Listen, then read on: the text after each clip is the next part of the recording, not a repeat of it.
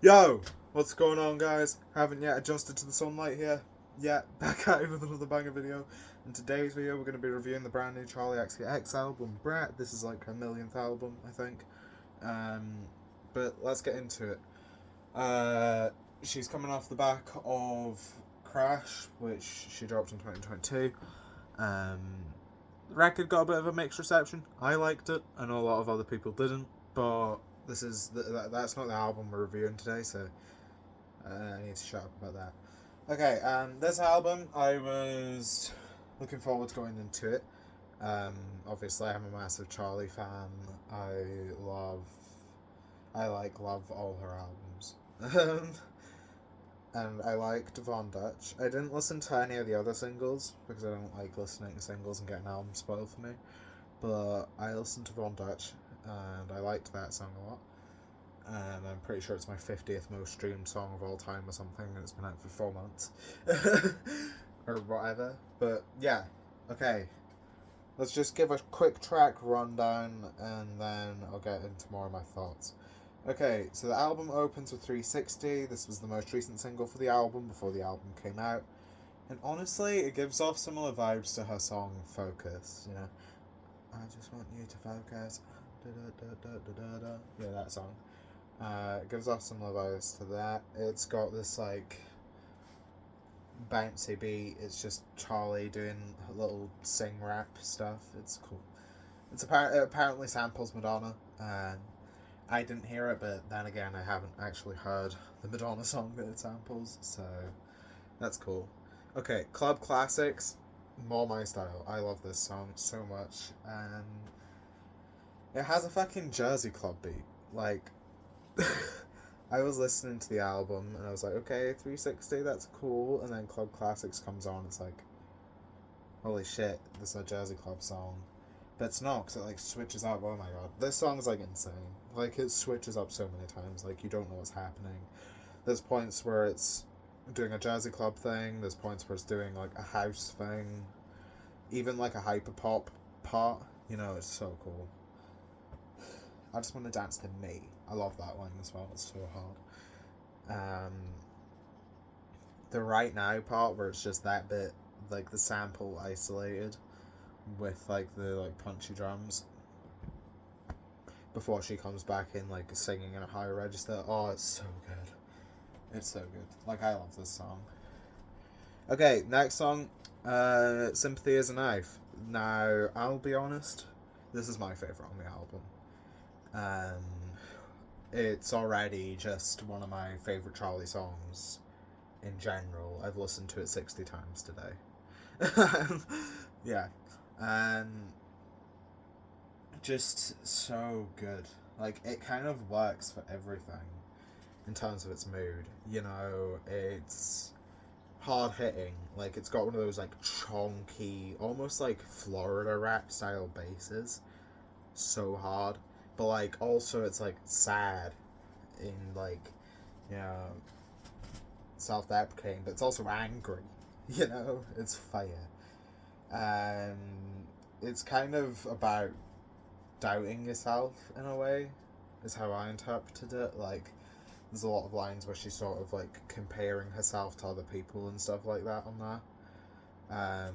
The song is just pretty standard. It's verse, chorus, outro. The verses, she's kind of doing this like robot voice. She's like duh, duh, duh, duh, duh, duh, duh, duh, duh, duh. But then in the chorus, she comes through with these like soaring, loud, crazy vocals, and it's amazing. That's my favorite Charlie vocal range, to be honest. Like, I love the I want to dance to me, me, me, me, me. I love that voice a lot, but like when she's doing the "Why is this sympathy? A fucking knife." Like, oh, it's so good. I messed up there. The outro is just her shouting. It's so good. Like, I love when her autotune and like the distortion and everything come together and it gets like abrasive. It's so hard hitting. I love this song. And the bass line is so catchy as well. Okay, I might say something stupid as one that caught me off guard when I first heard it. Because it doesn't really fit into the album's sound all that well. You know, this album's like Charlie's rave album. You know, this album's gonna be like 20 years down the line, these songs are gonna be the club classics, you know what I mean?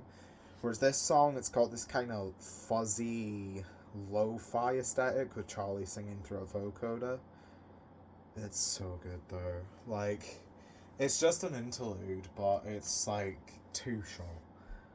Like, genuinely, I would love this song extended into like a full length thing, because it just goes verse, chorus very quickly. And even if it isn't super catchy, I love just how it sounds, you know, it's almost soothing in a way, you know, it's really pretty, and where it's got, you know, because with the vocal mixing, you got all these little artifacts where her vocals kind of like flanger a bit and stuff, but it just, oh, it's so good. Like, I love that so much. It's kind of about, like, this is my interpretation only, but it kind of feels like it's about sort of, you know, getting overwhelmed and sort of reverting to like a put on personality and sort of like playing yourself up and being blasé and stuff to really sort of fit in, and not to trauma dump or anything, but I've gone through similar shit, so I think it's really cool. Okay. Talk. This one, I love this one. It's got this really sort of like peppy vibe to it, and then the chorus is smooth as shit. It's so good. It's kind of like her wanting clarity from her partner, you know, are you leading me on kind of thing, you know, I just want to talk, you know. It's so catchy. The outro is so good. She's like, talk to me in French, talk to me in Spanish, talk to me in your own made up language. It don't matter if I understand it or whatever. And it's like, oh my god, it's so good. Okay, Von Dutch. I've already said I love this song. It's like, I've played it so much. It was the only one of the singles that I actually listened to. Like, I didn't listen to back-to-back club classics or 360 until the album came out. Whereas Von Dutch, I did listen to it when it came out. Oh my god, it's so hard. It is really repetitive because it is pretty much just a chorus for the whole song, but like, I feel like that kind of works, you know, because this is like a rave, a club album. You're not really focused on whether there's verses in the songs or whatever when you're partying. And this song, it's like, it's just got so much bite to it, you know. I love the way that the melody and the beat is always like ascending or descending. You know, it's like do do do do do do do do do do do, and I find that so cool. I get money, you get mad because the bank shut is just such a hard line. She's like throwing shade at TikTokers and stuff, which is weird because she's like busy mates with Addison Rae, but like still so hard. Okay, and then the album just keeps coming. Everything Is Romantic is like a batshit song. Now, I stayed up to listen to this album. I'm in the UK, so I got to listen to it when it came out. And I was listening to it in my headphones because everyone else in my house was asleep. I wasn't awake to be screaming, like, living that life on Dutch. Like, I wasn't awake to be doing that while, like, my parents were in the next room. So I had the album in my headphones. And this song caught me off guard so bad. Like, when I first saw the track list come out, I kind of thought it was going to be a bit of like a juxtaposition song, you know. Everything is romantic, but then it's actually this hard-hitting song, because that's a very Charlie thing to do. And I was thinking that, and then it came on, and you get this beautiful intro with these, like, strings building up and all these orchestral elements. And then Charlie comes in, sort of sing-rapping again, switches up to, like, almost like a Vroom Vroom EP era type beat. This album is pretty much in tribute to Sophie, is how I've interpreted it, and this beat helps that. And she's kind of rapping. It's like, when I first heard this song, I don't know if I feel like that way now, because I've kind of listened to the album a lot more, since I've like, there's been so much that's dropped today, I've not listened to any of it, I've been listening to this album all day. But yeah, I was kind of thinking that it was kind of like Vroom Vroom 2. And for those of you that don't know, Vroom Vroom's my favourite Charli XCX song. Never did Lamborghini, rolled up in a blue bikini. Like, oh, it's so good. Yeah, I love this song. The second verse, she almost sounds like Ray a little bit. And then there's like this weird chorus in the middle, but it's not really a chorus because it doesn't repeat, but it's got like a reggaeton bounce to it. It's just so good. Like, when those strings came in, I was kind of worried it was going to be a ballad. And, like, ballads aren't bad, but like, it's not exactly Charli's best thing. Like, Charli's best when she's just sort of having fun. And this song is a perfect example of that. It's just batshit music. Okay, rewind. It's very almost, I think this is probably the closest to like the Charli sound that this album gets. It's got this very sort of synthy, hyper poppy beat. It doesn't go into hyper pop, but it's got like, it's like a house beat with hyper pop sounds. Like, you make a house beat, but then you switch out all the samples for like hyper pop samples. That's kind of how it sounds. I did write notes on all these songs, because I know I was going to record this video from the very start. And I picked up on a line in the outro where she's like, "Bring the beat back," while the beat is playing. Like, the beat doesn't go anywhere, and then all of a sudden she's like, "Bring the beat back." It's kind of about like reminiscing on the past and sort of anxiety about the future and that kind of thing. That's the thing, this album's very sad. Like, when she first announced Brat and it had this cover art that was like minimal, and then Von Dutch was this song where it was just absolutely pounding house song where she's just sort of throwing shade at people. I was kind of thinking, okay, this is going to be Charli being unapologetic, her being crazy, and it's like, she is still unapologetic on here, she's just like unapologetically sad. Like, a lot of these songs are so sad. Speaking of, oh my god. I was gonna react to this album, and I'm glad I didn't, because I got to listen to the album early, and the reaction would have been taken down, reviews are easier to write. But one of the main reasons I'm happy is because fucking like, I'm vibing out to all these dance songs, I'm like, yes, let's go, these are so hard. And then just makes me fucking cry in the middle of the album. It's like, what the hell? This song is so beautiful. A lot of it's just Charli singing introspectively over these like synth patches, but like, it manages to do so much with such skeletal formula. You know, it's not got crazy drums, it's not got crazy drops, it's just Charli. And it's so heartfelt. It's like a Sophie tribute. Rest in peace, of course. I read that she performed this one live before the album came out, and it's like, yeah. Normally I don't love Charli lyrically. Like, I tend to go to her music for the choruses and the instrumentals, because those are usually the best part, you know. Her music's very addictive, very catchy. I don't normally go to her for lyrics, but the writing on here is so sad.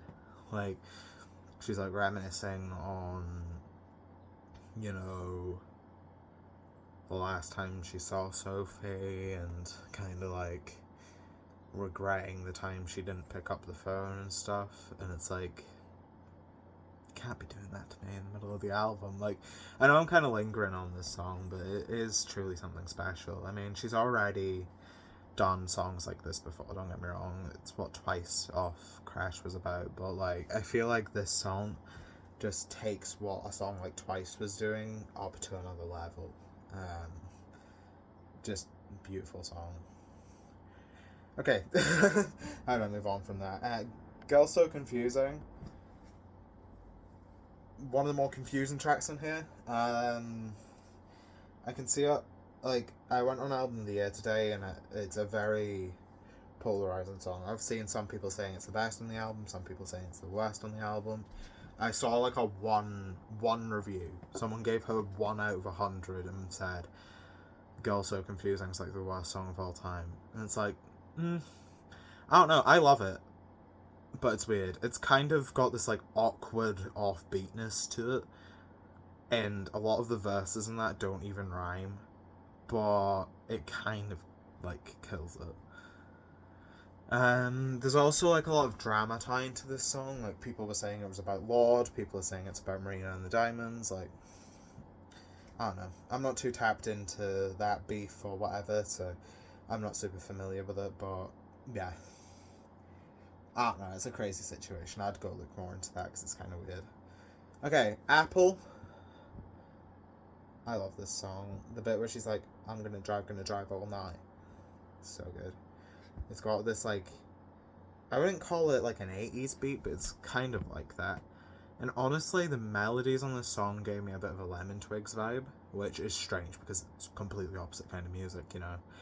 Brat is this big, fun, loud, unapologetic, ignorant dance album. Lemon Twigs make like cute, soothing, psychedelic pop music, but like the way the melody in this song goes, it kind of gives me that kind of vibe. And you know, she's like, "I'm gonna go to the airport," you know.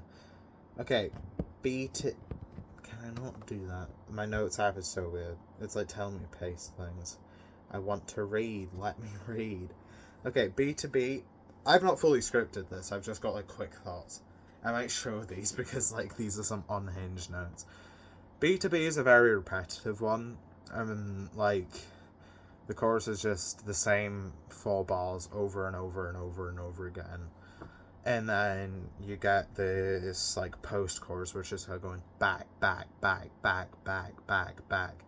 It's fire, but it's kind of repetitive. I think it's got my favorite beat on the album. Like it goes so hard, but like, yeah. Although, like when I first wrote this, I said would be one of the best if it wasn't just a chorus. Like I don't think I was really paying attention when the song came on. I was just kind of like, whoa, this beat goes crazy, and she's saying back a lot. Going back and listening to it, the verse is like, it takes a while to happen because the chorus, like, I'd argue like both halves of the song are just the chorus, and then you get this tiny little verse, but it's so good. You've got this like chunky saw bass coming over the top of her, and it's so good.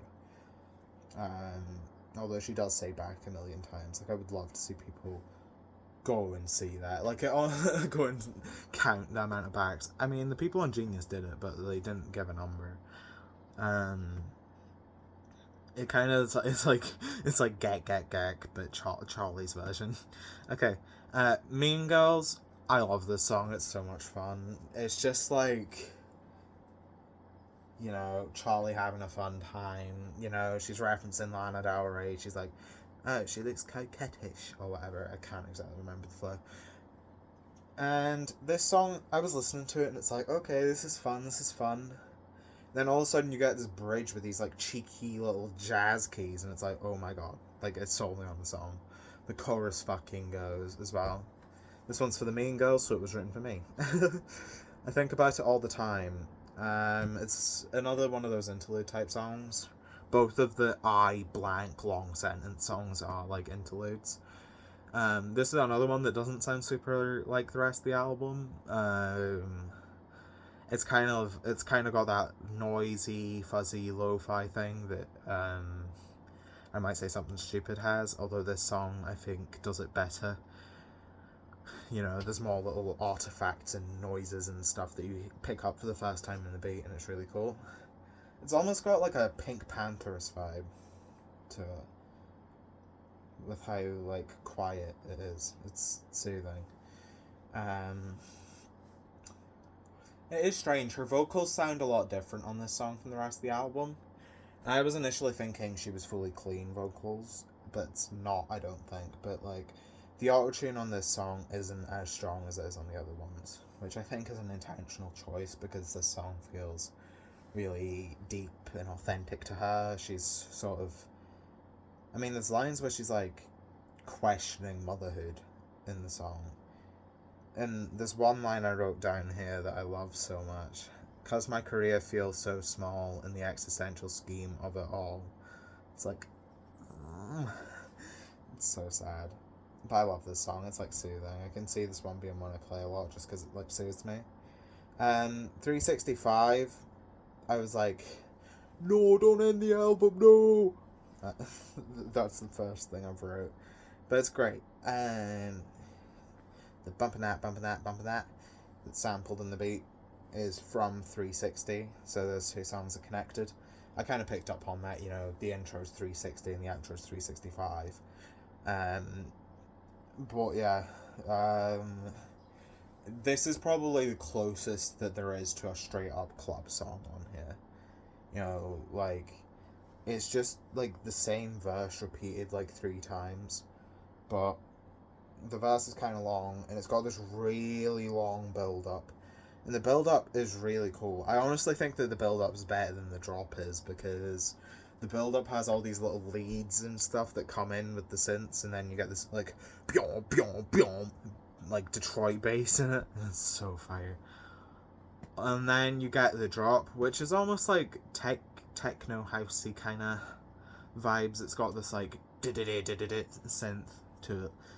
It's fire. I like it a lot. I like what it's talking about as well. She's like, I want to be in the club, bumping that. She really sort of works with the sample really well and really creatively.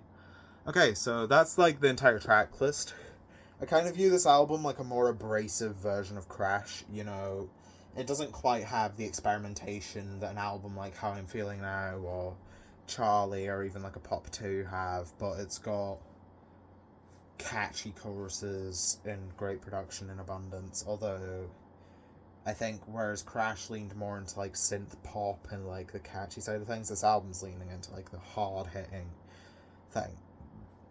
The writing is something that caught me off guard, to be fair. When I was first, like, when she first announced the album, which this is another thing I find cool. The album title is in caps, the album's in lowercase on the album cover, and then the songs are all in sentence case. Like, I think that's really cool. But that's besides the point. When I saw the album as Brat, and you've got Von Dutch as the lead single, I was kind of thinking, I was prepared for very simple lyrics, especially when you look at what Charlie's been doing on her recent albums. Like, yes, How I'm Feeling Now and Pop 2 are more emotional records, and then you've got more happy stuff like Crash, but it's like, lyrically, I've always found it to be a little bit cringe sometimes, whereas on here, there's a lot of lyrics that I really like and that keep going back to, you know, especially in songs like Sympathy is a Knife or I Think About It All the Time, you know. And she's talking about unique things. She's not just talking about, like, bad relationships or whatever, you know. There's such a variety in tone and moods on here. I feel as if the concept of the album is less Charlie playing this, like, arrogant, braggadocious character and more just an extension of Charlie herself, where she's sort of opening up and being vulnerable in all her moments, regardless of whether it's a happy moment, you know, like a Club Classics or a 365, or like she's sad in a song like Back to Back or So I, or she's like straight up angry in a song like Sympathy is a Knife, you know. Regardless of what the mood or the tone of the song is, it feels very authentic to her.